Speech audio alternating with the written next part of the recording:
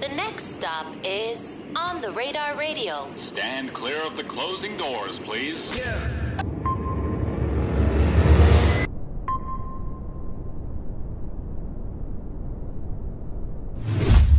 Yes, sir, baby. On the Radar Radio. Yo, special guest in the building, back for the first time since the dark days of the pandemic. The one, oh shit, Got me here, but microphone. the one, the only, Fontane in the building. What's up, Mayor brother? Fontane, south side of Jersey in the building. How you been, man? How you been, bro? It's been a while since I cracked you in Mortal Kombat. I was just watching that video the last time we got linked up. You know what I mean? Funny. Yeah. You funny. Yeah, had to throw that out there. Got less hair now too. Yeah, man. It's coming back though. Are you gonna try to grow it back out? Definitely make it come back. You know what I mean? Just trying a different look. How long ago you cut it off? What was it? It was like April. Oh, April. Yeah. Just it was that time. Situation happened that kind of forced me to have to cut it. Not like I'm going bald or nothing, but it was situation out of my hands. Gotcha. You just had to. Yeah, you had to just start from scratch. Gotcha. How you feeling, bro? I'm feeling great, man. Life is good. Can't complain. You know what I mean? We alive. We alive. Yeah, God feel me? bless. God bless. It's Yeah. good to see you, though, man. Good to see you too, bro. We've been through a lot these past couple of years. For like sure, a lot's man. happened, a lot's changed. Absolutely. What's been going on with you lately? What you been up to? New music, new Obviously. artistic endeavors. Getting back into like the painting and the digital work, stuff like that. You were really heavy on that when the NFT craze was going on. Yeah, I was trying to get into it, but I ain't really get too savvy into like what was really going on and all the nuances to it. And I ain't really want to jump into something and not really know fully what I was getting into. So I mean, it's probably kind of good that you didn't do it either, because you kind of see fell how that off like kind now, of right? You feel me? I don't even see nobody with that no more. What did I see online the other day? It was like Logan Paul, like he bought one that was like worth I don't know. He bought it like, let's say it was $300,000. Now it's worth like $3 or some shit like that. See, that's what happens. Like, I'm glad I didn't, you know what I mean, jump Yeah. full force into that. Yeah. I was just in it really mainly for the artistic aspect. I just like the pictures and stuff. But then I realized there was a whole bunch of other stuff that was going on Like all the beyond bullshit just that the comes with pictures. Yeah, I was like, yeah, no, I can't get into that. You know what it is though? I think it's just like it was like it's like a pump and dump. You know what I'm saying? Like, Yeah, I was seeing that too. I didn't want to do that to my fans or nothing like that. Like, I didn't know what was going on with the NFT. I just seen it boom really fast. And to see it now, like a lot of people were just creating fake coins and stuff like that. I'm like, oh, all right, I see. It was a dark side to it. Yeah, I think the only I guess as for an artist, like a musical artist from that side, like I think of like Tory Lanez, he did like a dollar album. I was thinking about Tory. Yeah, I feel like Tory did that actually a smart way. I fucked with the way that he was able to use that as a tool.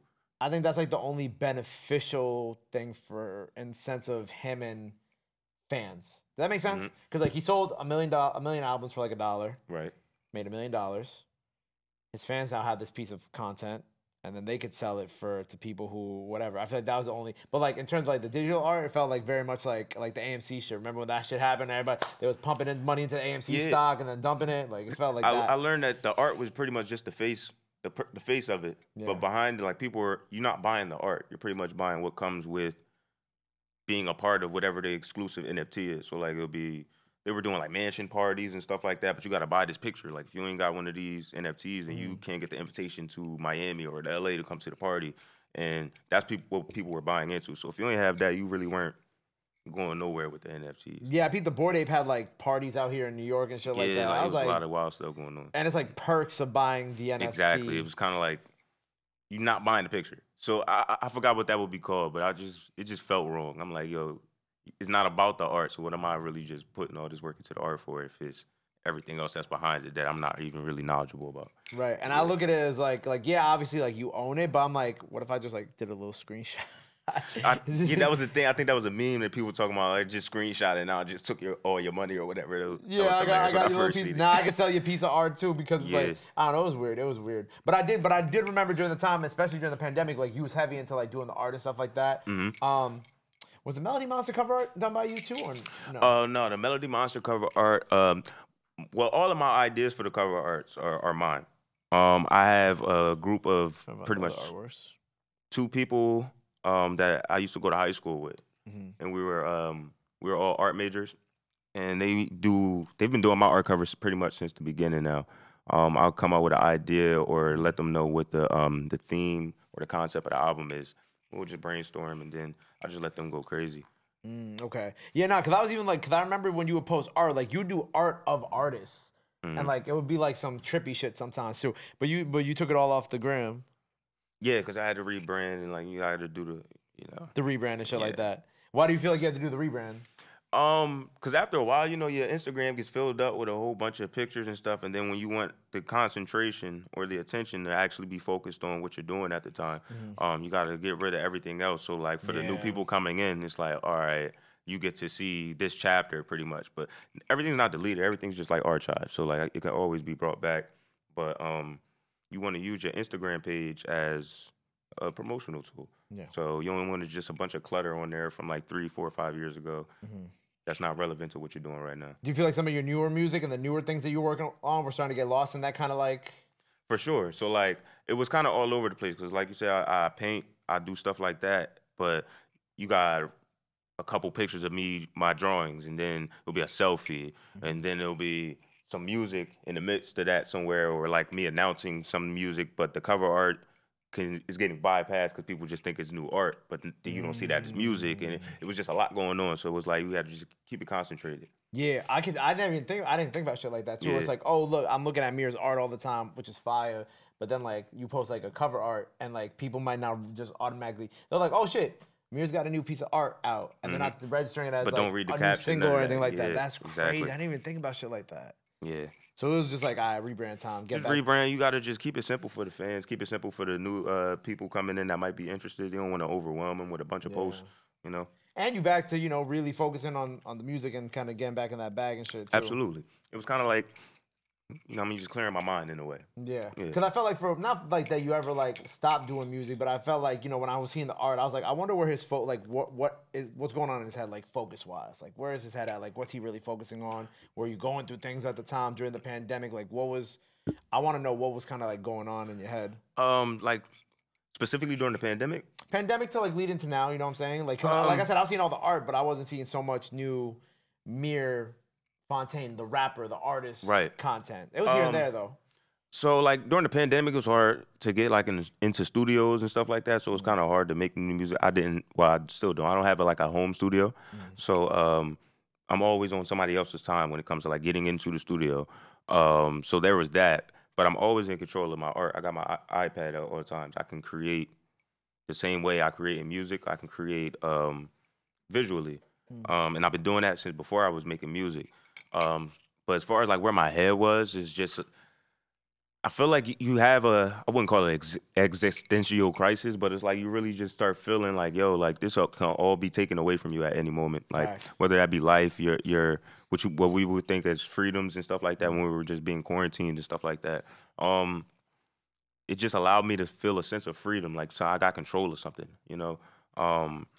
You get a little bit of a sense of your mortality because the pandemic hit around the same time that I was losing friends. I had lost relationships, and it was like everything was stacking up and piling up. And then it was like the world was like, all right, now go sit and think about that. Like you just shut everybody else out, and you just had to sit with those thoughts. And drawing and painting was my way of just releasing those thoughts without the conventional way of music, because that became exhausting after a while. It started to feel like a chore. You said music started to feel like a chore. It started to feel like a chore. And it was something that I think I said this in another interview. People were using my grief and my trauma, and they're like, "Oh yeah, I know. Sorry to hear about that, but like, imagine the music you're about to make, bro. I can't wait to the album. Like, yo, what you gonna talk?" I'm like, "Damn," but at the same time, I'm hurting right now. You feel me? So it was like, kind of just get away from that and just because I feel like even my painting and me drawing is way more personal and one-on-one with myself than when I do the music, because the music I have to then share it with the people. I can draw and like never show the world, but I feel like my music, I have a responsibility to share this message that it could probably save somebody's life. It could be helping somebody through a troubled time at this point. And then, but I could be a little selfish with my visual art. Right. Yeah. But you're allowed to be selfish. I know I am, but it doesn't feel good all the time. You know what I mean? Especially when you know that you have a gift to actually help people. So I was in that rut too. I guess I was thinking about that. I was feeling guilty about, I was having survivor's remorse about personal stuff. I was having guilt about like not being able to provide for my fans anymore because I wasn't mentally where I was even just like a few weeks or a few months ago at the time. So I was just feeling like in a rut, and that also came up to like why this new album that I'm working on, Clowns Don't Cry. It was like I was feeling so stuck in Mirror Fontane that I lost who I was. Like I lost who Jameer was. It was like, yo, you're just the entertainer. You're not supposed to have personal problems. Right, yeah. You're not supposed to have. That's like the weed man. Like the weed man not supposed to have a regular life. Like when I need my weed, I need my weed. Like why Yeah. you? What you doing at Six Flags? Like what you doing? You doing that? What you doing at a doing family gathering? At a parent teacher conference? What are you doing? Like so. It was starting to feel like that a little bit, and it was more so like I had to find myself. As cliche as that sounds, I had to just take a step back. We've been working like nonstop for years, bro. Yeah. On the road, just album. Like, what's the next thing after the album drops? As soon as the album drops, what's the next album? What's the next record? So it gave me time to take a break. So it was good and bad with the quarantine. And I got to really just reconnect with who I am and just address some things that I was overlooking because I was overworking. Yeah, I feel like I was just talking about this with the guy who was here before you. Like sometimes we forget to like just chill and like be in the present. Absolutely. Because we feel like everything's supposed to be a grind. Like you feel like once you stop, then everything you work for has the possibility to be taken from you. That's how I feel. Ask him. I mean, I think that's that's probably just a common thing just for people where we grow up. Is like, yo, like at and it's kind of fast. Like at any moment, like there's somebody else that's going to be working harder than you. Somebody else that they like this more from this person than they might like from you. You got to constantly be evolving and bettering yourself. I think also being like minorities too, like we're raised like, you know what I'm saying? Whether it's Caribbean, like, you know, I'm Puerto Rican, right? So like it's raised as like, yo, I remember when I was a kid, be like, you don't want to be like the homeless guy on the street, right? Right. So you gotta work. go 10 times harder because we're minorities. Like you gotta Right. just go that extra yard, the over and beyond. And sometimes that gets mad stressful, bro. And Oh it feels my God, unfair. so stressful, bro. Feels very unfair a lot. But it's a blessing and a curse because once we do this shit, it's amazing when we do it. It's magic. But I feel like the people sometimes just don't understand that it comes with a lot of strife, a lot of tribulations, and a lot of stuff just to get you this product. And stuff that I still gotta go home and deal with after the song's done. After the catchy hook and all that shit's done, that came from a real place that I still gotta address by myself. You know still what I got to mean? go home and live with yourself and your thoughts and exactly. And you're like, you know, what, you know, you mentioned like survivor's remorse. Like if you have survivor's remorse, you got to go home and you got to personally deal with that too. And it's just like people don't always see those extra things that you have to do with. They just hear it in the song. They just hear the catchy song at the end of the day. But like if I were to just flat out and speak it without a beat, it's a little more awkward. It's a little more damn. You know what I mean? So I just felt like I had to find that bridge or kind of like that separation between visual, that's something I can keep for myself and sometimes share it with the people. But music, I feel like that's my responsibility that I was given when I was born. Like I have a voice to actually help a lot of people, and I got a lot to say. So I'm sure they've been bitching at you to like come back and like, bro, all the time. But I love it, bro. lives. At least I love knowing that I have people waiting for me or waiting to hear what I got to say, or even just looking out for like, you know what I mean? Just want to make sure I'm okay. They might not have ever met me in their life. They live on the other side of the country, and it's just like they feel that close to me or that in tune with me. That's what really keeps me going a lot of the times when I'm just like feeling so overwhelmed. I just want to be like, man, fuck this. You know what I mean? I don't owe nobody nothing. But it's like, no, I do. I would be feeling like that a lot. Like, because if it wasn't for the fans, I wouldn't be living the way I'm living. I wouldn't be able to not have a job and solely just live off of doing what I love to do. So anytime I do feel down, I just know I got to give back to them like they deserve it. And ain't nothing worth having gonna come easy. And ain't nothing worth keeping long gonna come to you fast either. So we just gonna keep it moving. That's a bar right there. I'm built I'm just full of them, man. You know what I mean? It's by accident. If he does this for a living. Yeah. You just came off tour with Davies too? Nah, we just did a that was a show. It was just a show we did in Cleveland. It was lit. That's fire. Yeah. That wasn't your first show back, was it? Nah, we did a couple shows. I did a show in Asbury Park. Nice. I love doing Jersey shows. We don't get too many of those. What do we do after the Asbury? I think we were supposed to do DC, but we had to reschedule for that. But the Cleveland show was lit. We got another show coming up. I don't know if I can announce it, but it'll probably be done by the time we announce this, right? Probably, yeah. Yeah. We got the December show coming up Nice. for the holidays. Those are always super lit. Those are usually like the local shows, like in Philly, where all my day one fans can usually pop out and we just have a good time. Nice. It's gonna be like me-ish. the fucking lineup is crazy, bro. It's me, Ish. We got Cam. We got Frankie. You didn't post that, did you? Nah, I didn't post it yet. I saw Frankie on another one. What was Frankie that? always working, man. Yeah. Jersey just period. Like we just feel like this is our time, man. Especially since the bars coming back. I feel like bars coming back around in hip hop. Jersey got an interesting movement right now because there's a lot of different sounds out of Jersey. I talk about my boy Rio Vaz out of Jersey City. He's kind of in the hyper pop lane. He's been killing it. Then you got the guys in Newark who've been running the club shit. You know, yeah, I was just talking to my boy about like how we've been talking about that since like middle school because you know how Jersey never really had a sound as far as like hip hop. But I'm like, if we can just turn this little stuff that we keep dancing to into some music, into something that'll be our sound. So to see like people doing that now is crazy, and it's just like I'm all for that. I like that sound. Oh, what the Jersey club shit? It's like Jersey. Is it Jersey drill? Would you call it? Me and Bandman talk about this shit all the time. We don't like. There's no. I don't want to say there's because there's no drill in it. It's more just Jersey. There's definitely like I guess like the contents of it. Some of it can be considered drill, but I think it's more like I don't know. It's hard to call it anything, bro. Yeah, I know. Me and him talk about it all the time. We mostly just call it club. He calls it club. Like club rap. You know what I'm saying? Because rapping with club beats and shit. But I remember listening to DJ Taj remixes when I was in college and shit like that. You know what I'm saying? We used to what was it? We had that like Baltimore club. It was just Philly that got that essence. Shit too? Yeah, like I see it's all just around that area right now. I'm loving it. I'm loving the attention that we getting. Right, because it's just like everybody can win off that. You know what I'm saying? Everybody can like, eat. The more eyes that are on Jersey, the better. It's too many lanes for anybody to start out here. You know what I mean? It's a lot of talented people in New Jersey. Everybody got their own thing going on. Whether just outside of music, you got script writers, what you call them, screenplay writers. Screenplay writers, yep. You got the producers that's in Jersey is just so underrated. I feel like we got a lot of hit makers out here. Speaking of hit makers, we got Kenneth Muse is solely going to produce the Clowns Don't Cry mixtape that I'm about to drop soon. Been working with Kenny for a long time. He's just one of the people that I feel like super underrated. Kev Rogers, a bunch of producers. You know Zombie. It's just a lot of talent out here, bro. And I feel like it's just our time to stop being overlooked. Yeah, facts. Yeah. Why Clowns Don't Cry? Clowns Don't Cry. Like I was saying, I feel like at the time I was feeling like an entertainer. Wasn't feeling like a person. Wasn't feeling like myself. So like when you go to a circus, you're not trying to hear the clown problem. Clown got bills. Clown can't see his kid. When you trying to hear that, make me laugh. That's what I came here to see.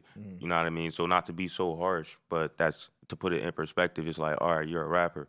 You know what I mean? Yeah, all right, I know this might have happened. I know you might be going through this, but like, yo, rap. Think about the music you're gonna make now.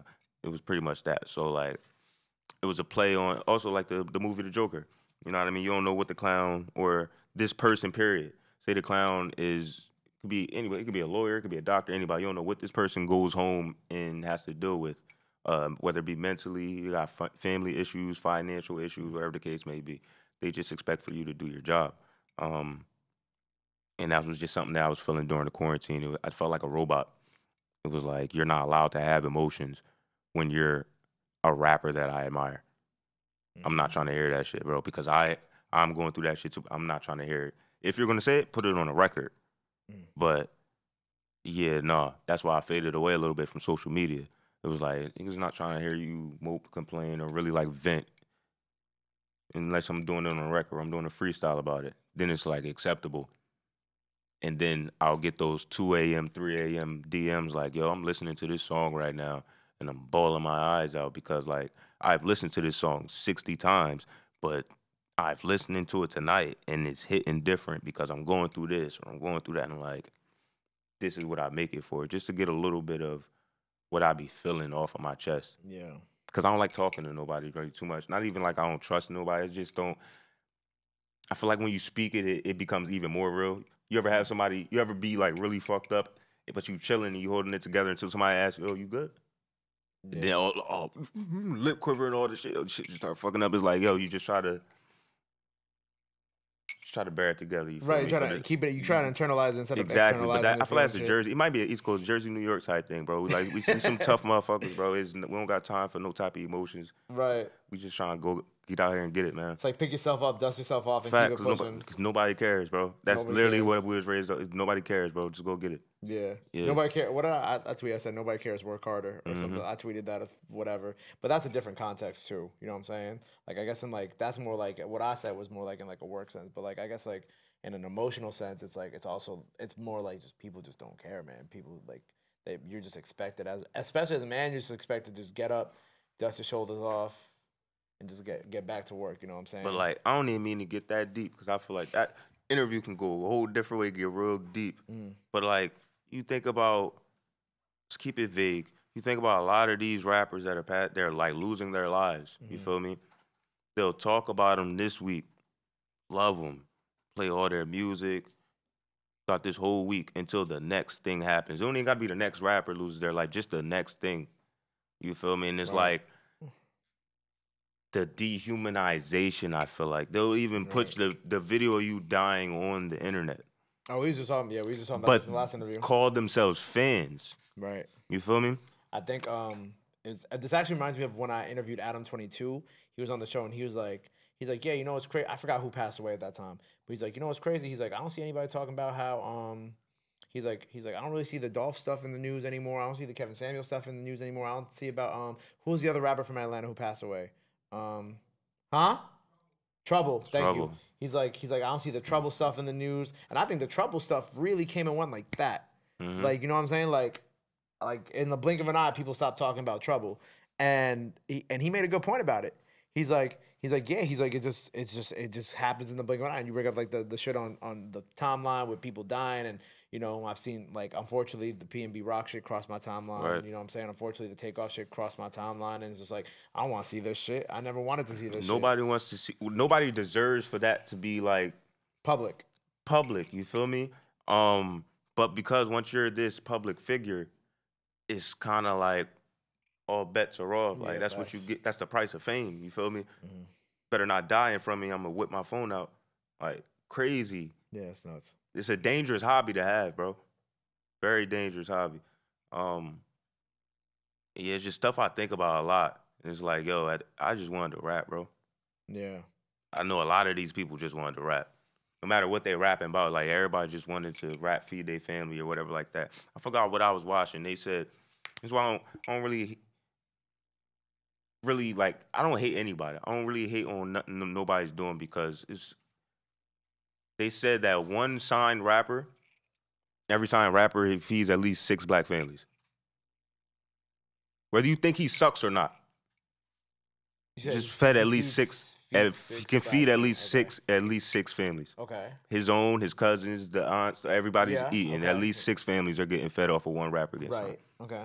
So it don't matter whether or not you like the music. There's an audience for it, and there's good being done through it. And all we're doing is rhyming words, putting stuff together sonically, and just telling our story. And like, yo, you could lose your life for that. Yeah. That's crazy. And it's just stuff I think about a lot of times. Just being a fucking lyricist. Yeah. I was talking, I had Sleazy World Go here earlier. He got a new project out this Friday, but he moved it because of Takeoff passing. And he was like, yeah, and he tweeted, he's like, being a rapper is the most dangerous job in the world. It's real shit. And it's true. Deadly. Do all these kind of themes also fit into the... For sure. The Clowns tape?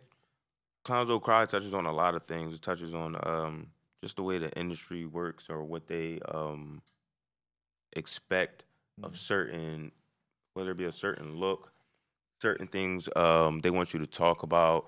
It also goes into a lot of my interpersonal things, whether it be like losing friends or losing touch with people that I once like used to talk to every day.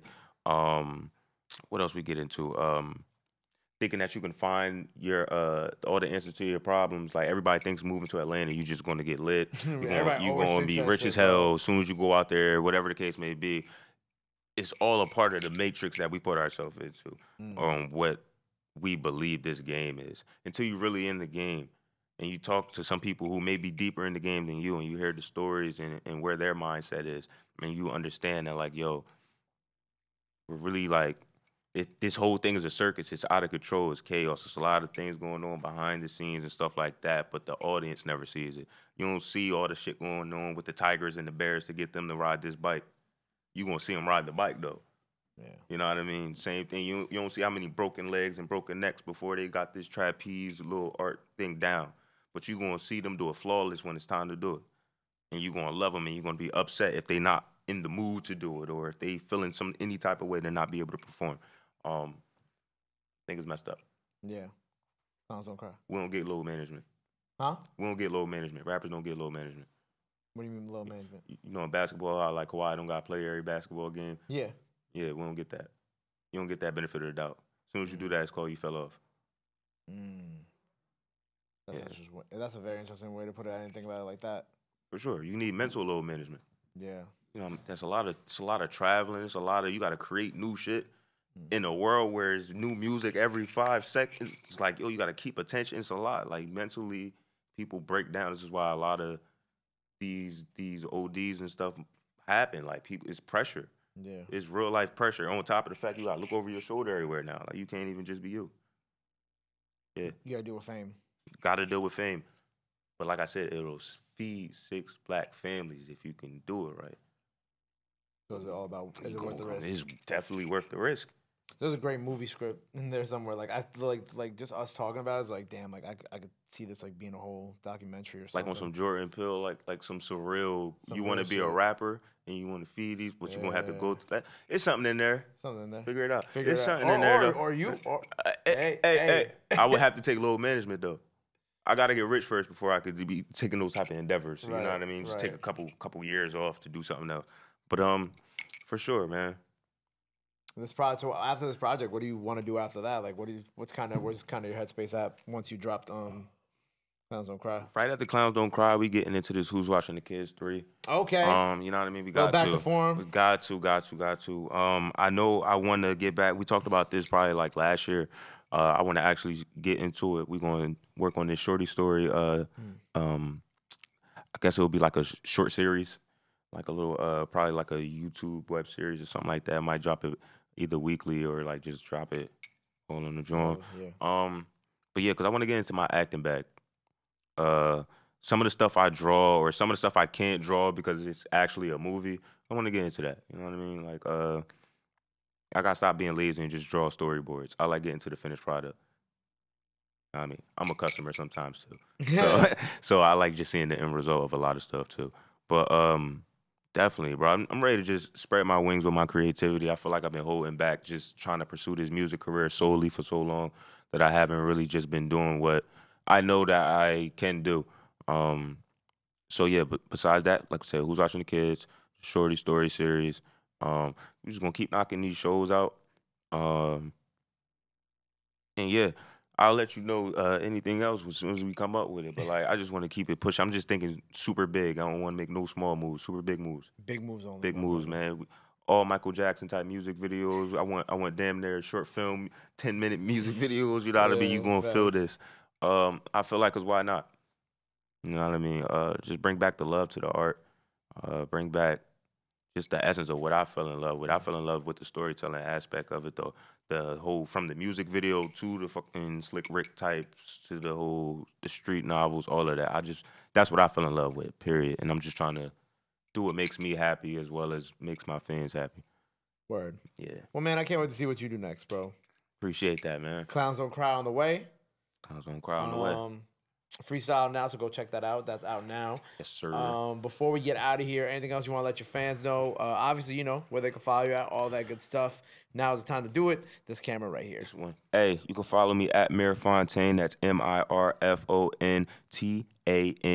If you put an I in Fontane, I'm gonna beat the shit out of you. Listen, I want to just say I appreciate each and every one of my fans, all my day ones, all my new fans, everybody who's just getting in tune just off of this interview right here. I'm just a regular dude that got a lot to say for a lot of people that just don't have the talent that I might have. My story ain't the only story I'm trying to tell because mine ain't the only one that's important. I love each and every one of y'all. Shout out my boy Gabe. Last time I seen him, you know what I mean? So ever since then, levels.